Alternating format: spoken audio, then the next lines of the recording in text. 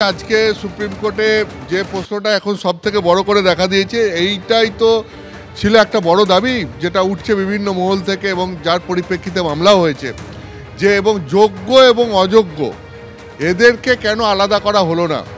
অযোগ্যদের চাকরি যাবে ঠিক আছে, কিন্তু যোগ্যদের চাকরি থাকবে না কেন।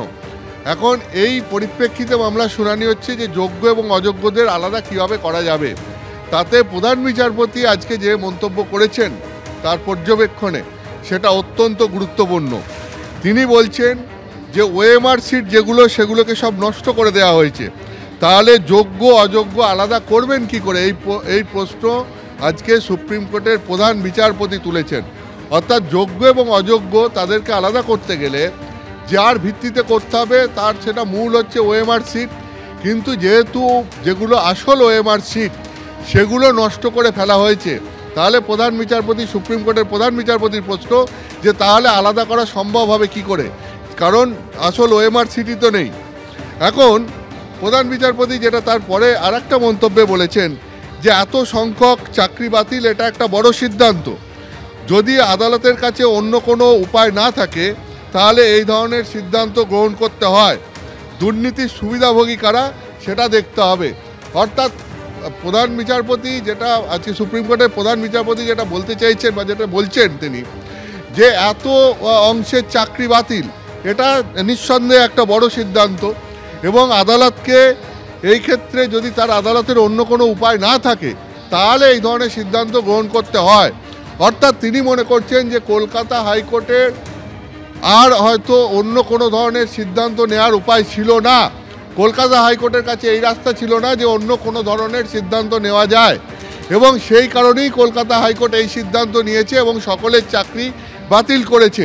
অর্থাৎ যদি অন্য কোনো ধরনের সিদ্ধান্ত নেওয়ার ক্ষমতা কলকাতা হাইকোর্টের কাছে থাকতো, যার জন্য কলকাতা হাইকোর্ট যোগ্য অযোগ্যদের নির্ধারণ করে চাকরি বাতিল করতে পারত, সেইটা যেহেতু সম্ভব নয় সেই কারণেই কলকাতা হাইকোর্ট সবার চাকরি বাতিল করেছে। তার কারণ এক্ষেত্রে অন্য সিদ্ধান্ত নেওয়ার অবকাশ ছিল না। তার কারণ যেটা উনি ব্যাখ্যায় বলেছেন যে আসল ওএমআর সিট যেগুলো সেগুলোই যেহেতু নষ্ট করে ফেলা হয়েছে, ফলে যোগ্য অযোগ্যদের আলাদা করে কারা যোগ্য কারা অযোগ্য তাদের আলাদা করা যাচ্ছে না, এবং সেই কারণেই এত বেশি সংখ্যক লোকের চাকরি বাতিল।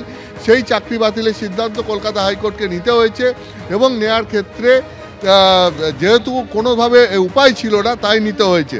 কিন্তু তিনি সেই সঙ্গে সঙ্গে আর একটা প্রশ্ন তুলছেন যে এই দুর্নীতির সুবিধাভোগী কারা তাদের দেখতে হবে। অর্থাৎ এই যে একটা এত বড় দুর্নীতি হলো, এত মানুষের চাকরি গেল, যোগ্যদের চাকরি গেল, অযোগ্যদের চাকরি গেল, কিন্তু এত মানুষের চাকরি যে গেল তার তো এই দুর্নীতির সুবিধাভোগ তো কেউ কেউ করেছেন, ফলে এর পক্ষে লাভবান কারা হলেন, এই দুর্নীতির মূল চক্রী কারা, এদেরকে খুঁজে বের করতে হবে, এটা আজকে প্রধান বিচারপতি বলছেন। অর্থাৎ কলকাতা হাইকোর্ট এইটা দেখার জন্যই সিবিআই তদন্তের নির্দেশ দিয়েছিল যে কারা এই চক্রের সঙ্গে যুক্ত, কারা এই অতিরিক্ত শূন্যপদ তৈরি করেছিল, কারা এই